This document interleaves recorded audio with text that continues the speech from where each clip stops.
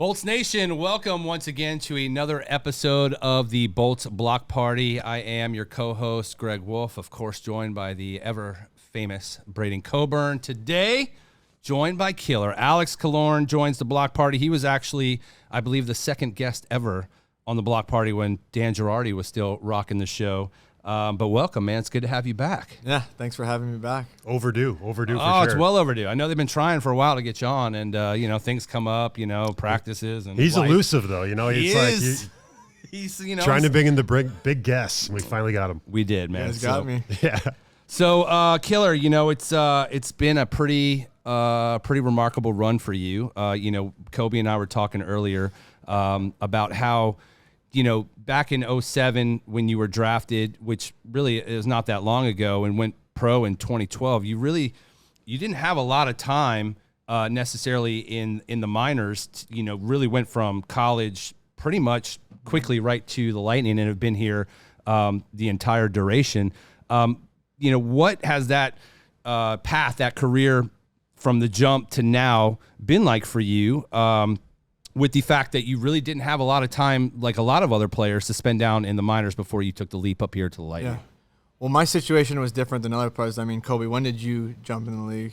It was like second year after I got drafted. Yeah. So we had the lockout, and then I went right into. So what age were you? I was like 20, I think. So you were 20. For me, I was drafted at 18, and then I actually, once I was drafted, I still played a year of high school and then 4 years of college. So, I didn't play a ton in the minor leagues, but I kind of played in college and played maybe you got a little bit time longer. to marinate in other places. Yeah, exactly. Whereas you kind of jumped right into it. But if I could have played when I was 18, I would have loved to. I just, I wasn't developed enough, and for me, I needed that time to kind of get ready. So it didn't take me a ton of time. I was pretty fortunate that I was playing really good hockey in college my last year. And I kind of used that momentum and how well I was playing to kind of keep playing that way in pro hockey. And I kind of fell into a good situation where the team was in a rebuild and they were looking for guys. And I kind of made that step, and it went from there. And I'm still here today, kind of hanging on. So when you were looking at that whole situation, you're being recruited by colleges, and I'm assuming you're like all the guys in the room. You grew up, you wanted to be a hockey player. Yeah. From a little kid. So you're looking at colleges. Harvard doesn't strike me as like a big time hockey school. There's so many other schools that might scream like, take me to the NHL. How did you get on Harvard? Like, how did you arrive there? Well, so my mom was a teacher growing up. So for her, education was always more important than hockey. Sure. And she really pushed that, and I'm happy she did. I know there's other parents that maybe would have pushed hockey. I was a good player growing up, but I think she kind of understood the percentages and the odds of me actually making it, and she figured if I have the ability to use hockey to get myself a great college degree, she thought that would be great. It so happened that I had neighbors in my city, or the Biega brothers, who I had grown up with, who played in the NHL. Three of the brothers went to Harvard, and they lived near me, and they were a little bit older than me, so I kind of looked up to them, and they all committed to Harvard, and I figured, I liked them. They were great players, and why not kind of follow their lead? So I decided to go there. It's actually funny. It came down to 4 schools. I don't know if I've told you this. I probably have, but it came down to Yale, BC, BU, and Harvard. And, all 4 great schools. Great schools, yeah. But while I was in college, all 3 other teams won a national championship, except for Harvard. So I wouldn't change it for anything, but that's just the way it ended up going. And once I visited Harvard, you went to junior. A lot of guys deal with that situation where they go, move away from home and play junior hockey at 16. And for me, I'd been drafted by Shawinigan, and I visited there, and I visited Harvard, I think, a couple months after that, and I would rather be in that situation than, in Shawinigan where, it was junior hockey. I didn't feel like I was ready to play junior hockey. I needed more time. Sure. So it made more sense for me, and I was able to graduate, which my mom was really important to her. So you go to your first year at Harvard, you score 6 goals. 6 goals. What are you thinking? Like, you're kind of like, are you looking at your mom like, hey, thank you for making me go here because maybe Yeah. this hockey thing's not going on? Or was there any point in your career where you kind of wavered and you were like, like, what's going on here? Well, I always saw like potential in myself, and our team really wasn't good my first year at Harvard. I had 6 goals, and it was like, I was still one of the best players on the team. Not, there wasn't a ton of talent on the team, but I always felt like I could become a better player. But like you said, you always question yourself. Even when you're a professional, you get to situations where you're not playing well and things aren't going well. But in the back of my mind, I always thought, I was going to play in the NHL. It just may take me a little bit longer, especially scoring 6 goals. But if you look at my college career, even my second year, it wasn't that great. I think my third year, I started actually producing. That's kind of when I got offered a contract by Steve Yzerman, and I decided to stay one more year. And I think the fact I stayed that 1 year, became an All-American, was so big for my confidence, and I had a great year. And I think if it weren't for that, I don't know if I would have done as well when I got to pro. Was that the year you were nominated for the Hobie Baker? Yeah, That was exactly. Yeah. Do you have a time, like something that like you pinpoint as like this put me over the hump, or this changed me, or was it just kind of perseverance, just keep building and building and just going from where you were? It was a little bit of both, but for me, I didn't do well my first 2 years in college because I came out of high school, whereas a lot of guys play in the USHL and they kind of play against, stronger opponents and tougher guys, whereas I was coming out of high school where the game was very easy for me in high school. I didn't have to use my teammates. I kind of just tried to skate through everyone. And once I got to college, I figured out you can't do that.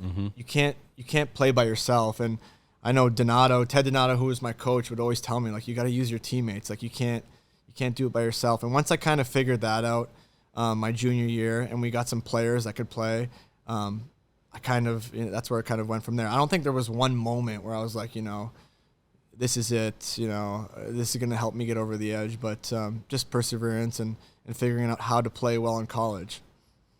Now, obviously, you got to the professional level. You got the Calder Cup title back when Coop was coach. You talked about your mom, and her wanting you to go to Harvard and work on the education. If hockey wasn't in the cards for you, oh God, what would you have ended up doing as a career?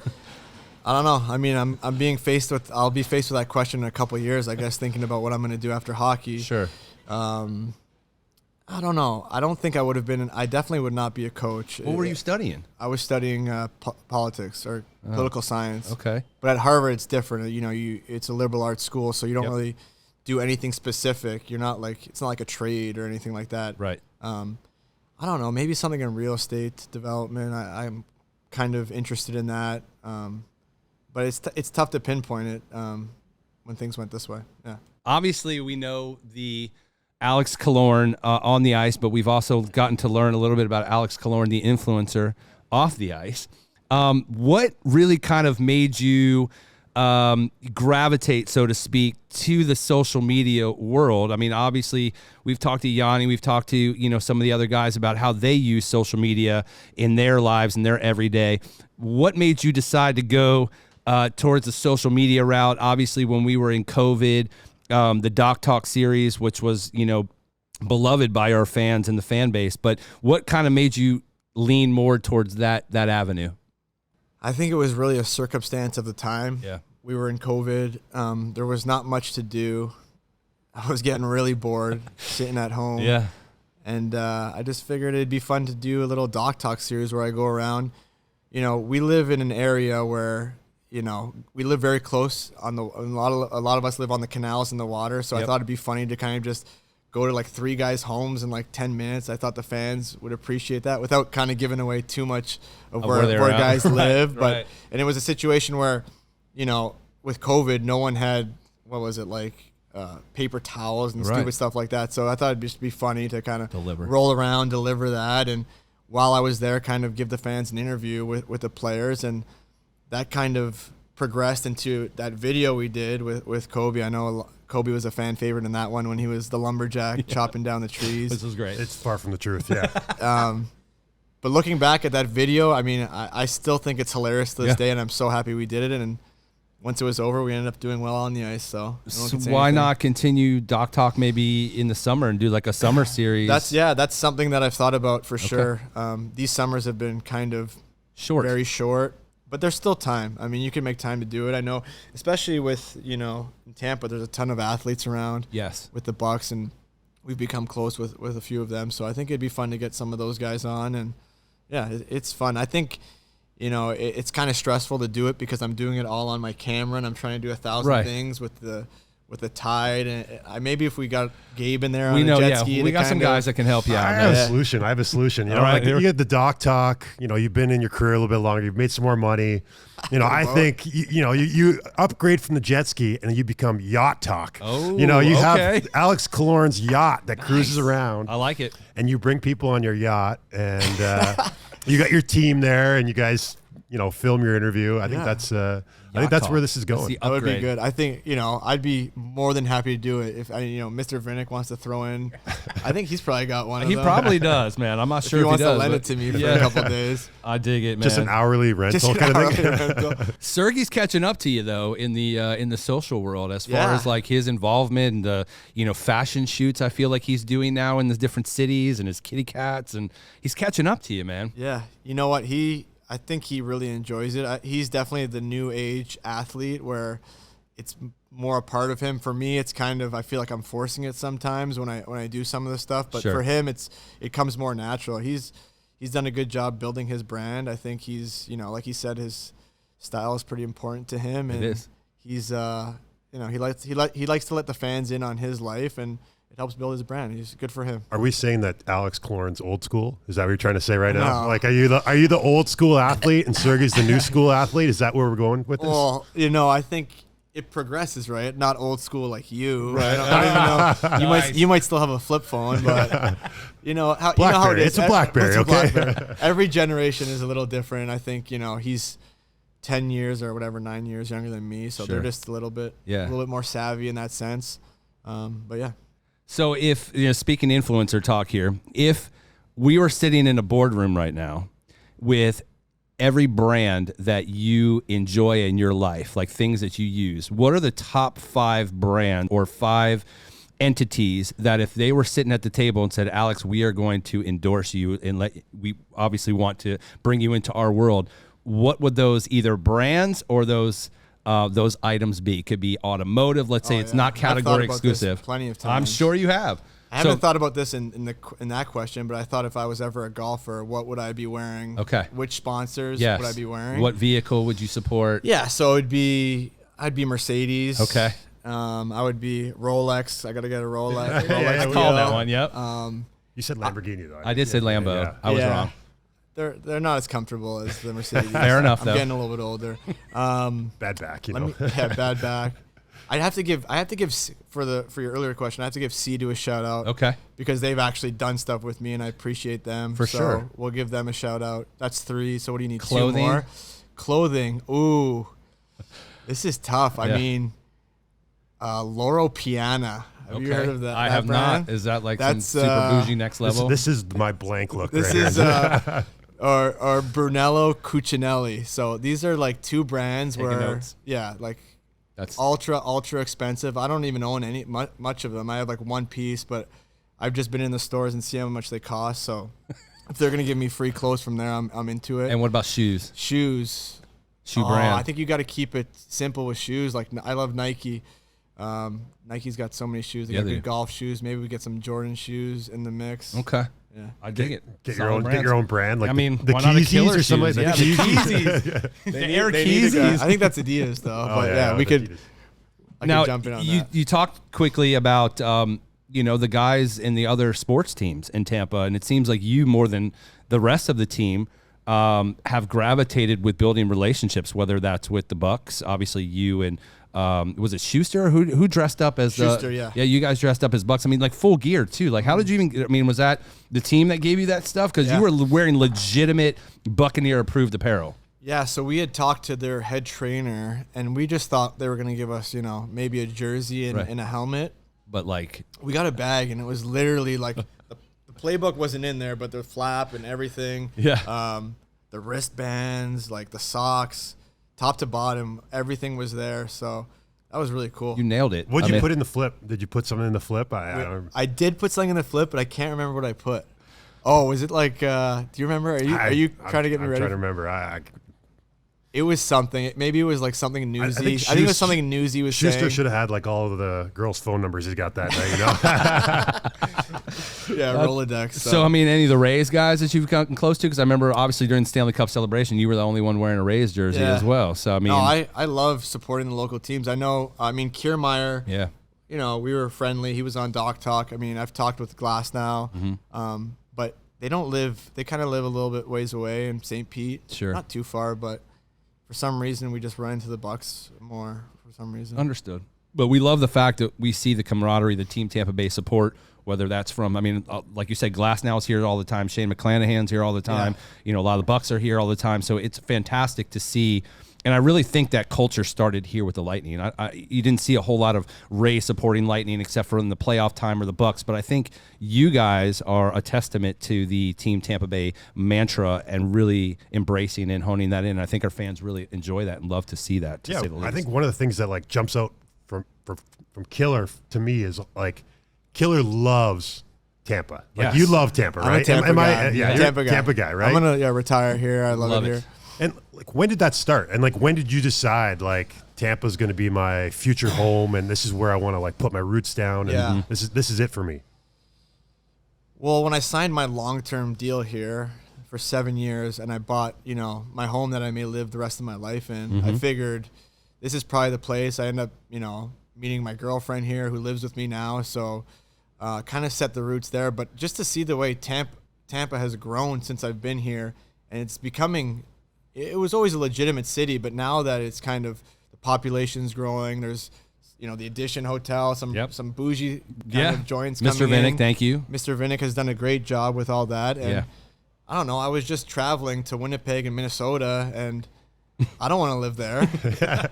Nothing against them and their people, but I just got off the plane, and I played golf yesterday in the 72 degrees. I mean, we're very fortunate to live here. I feel very fortunate that I was drafted here, and I've been able to play my entire career here thus far. Did you break 90? Yeah. Barely? Totally. Barely? What are some of the Killer's pregame, like what's on your playlist? Like what are you into as far as music goes? Like what gets you going? I don't have a playlist because our team, we have one guy, Pat Maroon, who does all the music, so he picks it. Pat Maroon, the DJ. Is he available for hire? Yeah, I'm sure. Patty will do anything he's available for hire for anything. I'm sure. Yeah. But I mean, what gets you going? Are you more of a rock guy, hip hop? Like I like a little bit of everything. Okay. If I'm out playing golf, I don't mind some country. If it's before the game, I don't mind, you know, a little bit of hip hop, dance music, EDM, kind of get you going. Some rock if Kobe gets on the mic.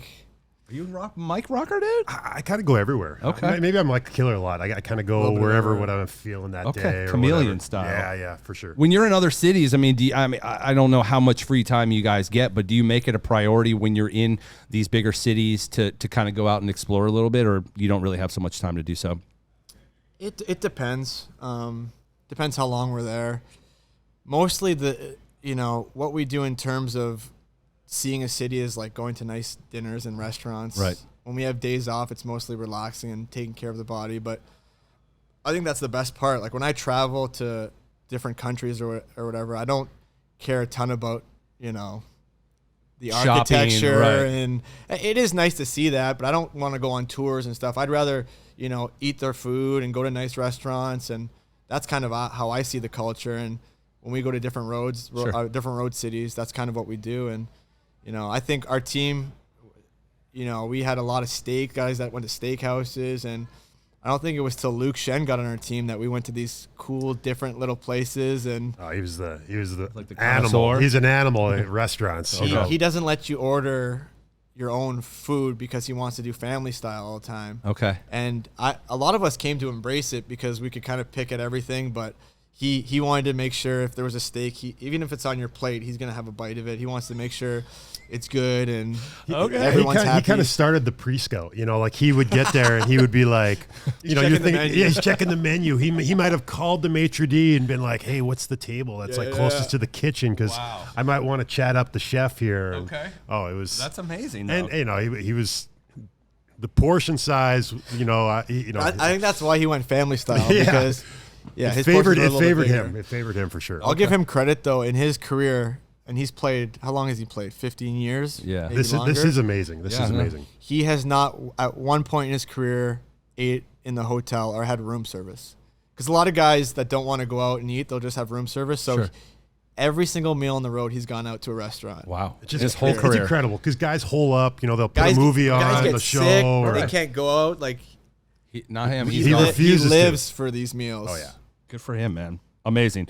Talking with Alex Killorn here on the Bolts Block Party, another event that fans absolutely loved, and I know Kobe was a part of it, as was I, was the Can Jam that we did over there at Sparkman Wharf with you and Ryan McDonough to raise money for cancer research. Is that anything that you have any plans on bringing back? Because I know it was awesome. Yeah, we were going to do it but we couldn't do it because of COVID. Right? COVID killed it. So, and then Matt got traded. So it's been tough. I mean, I guess we could have tried to do it this year. I could have found someone else. It's just things move quickly, and me and Mac were talking with the guy, and then things happen, and it's tough. But that was a great event. I know a lot of people that did it really enjoyed themselves. So not maybe off the next table. Year. Yeah, maybe we can get that back. Here. Okay, well, you will be still here. Speaking of which, you've been a part. You've been a part of a lot of amazing events in your hockey career. Obviously, aside from the Stanley Cup, because that's too obvious. But what for you has been probably the most memorable event, or just what you've been a part of in your career? Ooh. Whether that was the outdoor game or the global series, I will say the global series was very cool. Going to Sweden, that was kind of the catalyst to us winning those cups and our team, coming together and being so close. I know at the time a lot of guys weren't too excited in the middle of the season to fly to Sweden for a week. Right. After it was done, I think most guys would say that was one of their best experiences they had in the NHL. We got there on a Sunday night and we played Friday. Right. So we had a lot of time to enjoy ourselves and to, like I said before, enjoy the city. Stockholm's awesome. That's amazing. It was a ton of fun. The people were so nice. It gets dark really early. That was kind of weird. I mean, I was there with you guys, and when you go and look outside your window and it's like 3:00 in the afternoon, it's pitch black. It kind of messes with you a little bit. Like it throws you off, to say the least. I was actually, I don't know if you probably do remember, but I was at the sports bar with you guys that night where Bill Wickett had invited us to basically all come and join you guys, and at the time it was just me, myself, Steven, the social media girl, Kinsey. It was just a few of us, and Wickett invited us to come up there. And when we got there, didn't realize at that time that they had shut the bar down for you guys because Hetty knew the owner guy. And I remember sitting in there, first of all, like, what am I even doing in here right now? But watching all of you guys together, bonding, just being guys and just coats off, just hanging out. And I remember asking Wickett, I was like, hey, this is pretty cool. You guys do this on the road all the time. And Wick's like, no, the guys never get an opportunity to just be guys and be with each other as a team like this all together. And like you said, what happens? You go off, you reel off 2 wins in a row, and you go on to win the Stanley Cup. So I feel beyond privileged and honored that I was in that environment to see you guys come together, and the rest is history. So I agree with you. Stockholm was an amazing experience, an amazing place to visit, and hopefully we'll get back at some point to another global series. I don't know how they choose the teams that go, but I don't know if you recall or not, but 90% of that fan base in the Ericsson Globe were Lightning fans on both games. Because remember, one was supposed to be Buffalo's home game and one was supposed to be ours. Yeah. No, it was 90% Lightning fans. So that shows the NHL that our team travels in droves. It was remarkable to see that. But what a cool experience for you guys to lead that on to the Stanley Cup. Well, if you're going to leave Tampa, like, where are you going to go that's nicer than here? I guess you got to go somewhere like Sweden, exotic, yeah. You're not going to... Well, Winnipeg, like Killer said. I love Winnipeg, by the way. My mom was is from Winnipeg, so no shame to Winnipeg. So this is a fan-based question from the ladies. They wanted to know, obviously, you and your girlfriend, like you said, you guys have moved in now, getting serious. Is there any plans for a Killer Jr.? Not my question, by the way. Jr. Yeah. Well, in the different steps that you take in a relationship, I don't think that's the next one. Put it that way. Fair enough, but I mean, never say never. No, no. At some point, I definitely want to have kids. I'm just, you got to get there. Not just now. Of course. There's time. Okay. What about a Kobe story for us, Killer? I'm sure you have at least one Kobe story you can bestow upon us. Actually, you know what? Golfing yesterday, I actually was telling a Kobe story. Okay. Have you talked about the time you got hit by the ball? I don't know if I have. No, I don't know haven't if heard I have. this story. I don't Do you know. want- Not with Wolfie, I for sure have. Okay, well, I could. I mean, Give it to the world. Kobe's a great storyteller, but because I'm on the podcast, I'll tell it. We were playing Pelican, me, Stammer, you. Who's the fourth? Shaddy. Yeah. And we were on the green, and there's a tee box. For two holes later, there's a tee box where people are hitting, and it's inconceivable that anyone from that tee box would hit it anywhere close to us. Okay. It just it would never happen. And we're all putting on the green, and we hear 4, and we just hear boom. The ball, we actually know the guy who did it, Kyle Kedrick, a pitcher for the Phillies. Okay. Hit Kobe with a line drive. I swear to God, the sound it made was scary. And if it had hit him in the head, he may have died. It was only 35, maybe 40 yards away with like a drive. Is that Yeah. That's close. Maybe 70 yards, but he caught all of it. And Brutal. Where did it hit you? we have a picture. We saw the picture of it. I got it. It got me right in the gut. Like kind of like in the side, like kind of like the, brutal. I guess maybe like the solar plex. I don't know what I would call that, but yeah, it hit me, and we did get a picture. Stammer got the picture, so I'm sitting there, and Stammer was maybe like 3 or 4 yards beside me, and he looks at me, and I'm just like, he just sees that all the air is like out of me, and I'm just. Bro.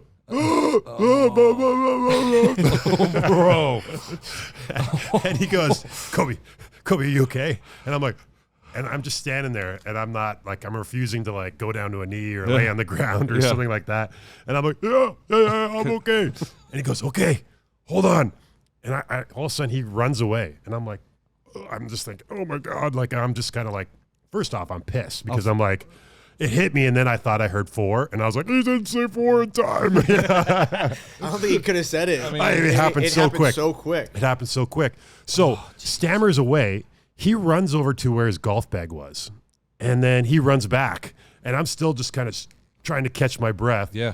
And he's like, okay, Kobe, lift up your shirt. I want to take a picture. And so wanted to get an ice pack. took a picture like within like 30 seconds of it happening. And everyone's just like, oh my God, I think I could see like the dimples of the ball on your skin. Like number 3. So Kyle comes up to us. And by the way, me and Kyle have become good friends. We've golfed a bunch since then, which is kind of like a weird way of meeting somebody, But he comes up and he's like, oh my God, I'm so sorry. I owe you guys like a bunch of beers. And all I'm thinking is like, you owe me a bunch of beers. These guys didn't do anything. Take pictures, right? Yeah. Oh. Thank God it hit you, though. Because if it hit me, Stammer, or Shadi, we would have been IR for 2 to 4 weeks for sure.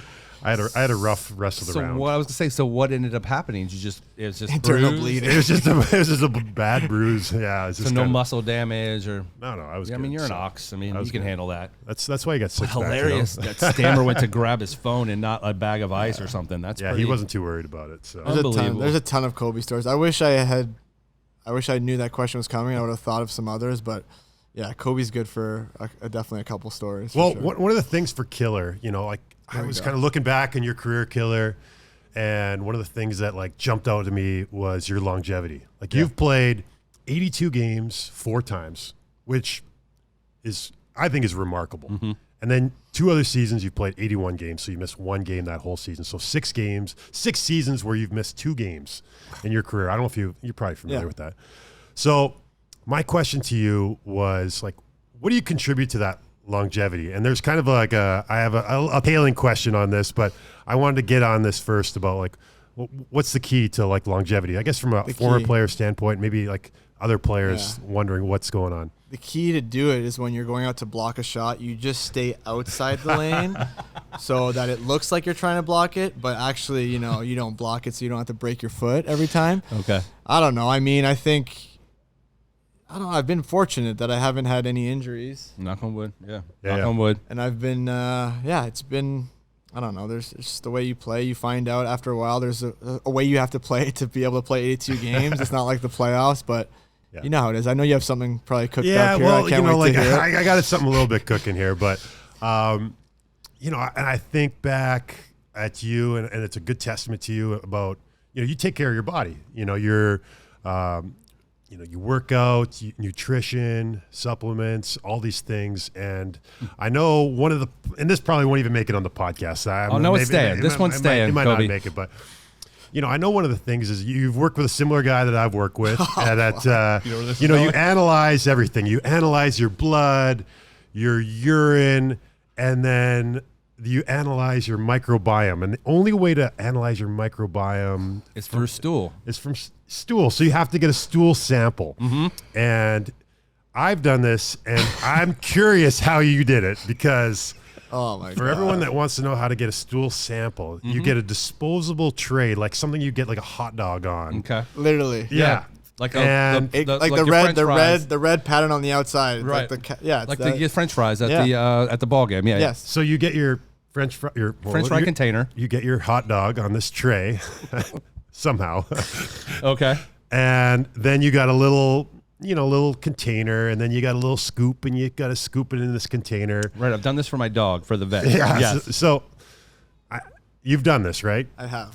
So I want to know a little bit about this, because when I was doing this, it might have been one of the most disgusting things that I've ever done in my life. Yeah. I was just gagging the whole time, and I had gloves, and the gloves were like taped onto my skin because I was like, "There's no way this is getting anywhere near me." But it's a crappy situation, Killer, to be in. I'm sure. Well said.